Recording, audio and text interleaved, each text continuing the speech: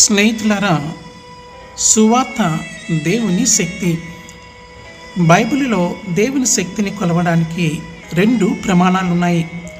పాత నిబంధనలో దేవుడు ఇశ్రాయేలును ఈజిప్టు నుండి వెలుపలికి తీసుకొని వచ్చిన తీరు నిర్గమకాండము 14-15 అధ్యాయాలు, కీర్తన 78 అధ్యాయంలో మనం చూడవచ్చు.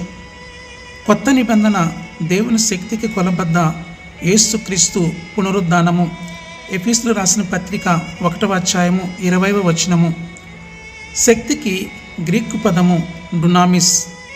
దీని నుండే డైనమైట్, డైనమో అనే రెండు ఆంగ్ల పదాలు వచ్చాయి. డైనమైట్ అంటే పేలుడు పదార్థము, విధ్వంసానికి వినియోగించేది. డైనమో నిర్మాణాత్మక శక్తికి వినియోగించేది. సువార్తలో ఈ రెండు శక్తులు ఉన్నాయి. 2 కొరింథీ 2వ అధ్యాయము 16వ వచనము.